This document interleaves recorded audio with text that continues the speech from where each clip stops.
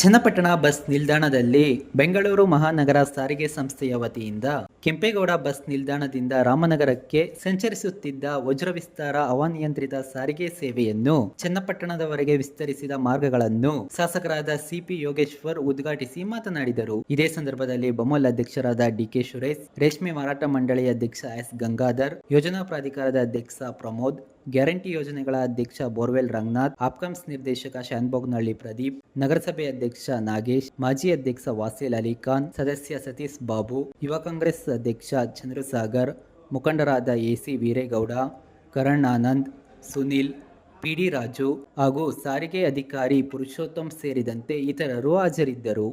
ಒತ್ತಡ ಜಾಸ್ತಿ ಇತ್ತು.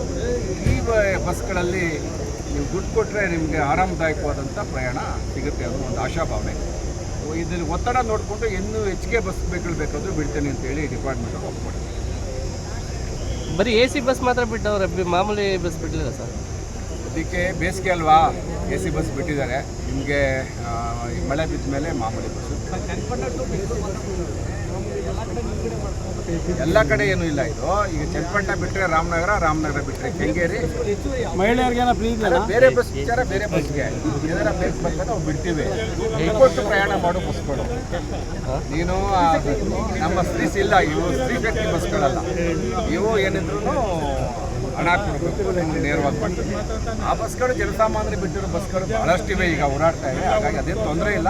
ಡಿಮ್ಯಾಂಡ್ ಬಂದರೆ ಅದನ್ನು ಕೂಡ ರಜದ ದಿನಗಳಲ್ಲಿ ಸಿಕ್ಕಾಪಟ್ಟೆ ಜನ ಬರ್ತಾರೆ, ಬಸ್ಗಳು ಇರೋದಿಲ್ಲ, ಎಲ್ಲ ಕಾಯ್ಕೊಂಡು ನಿಂತ್ಕೋತಾರೆ.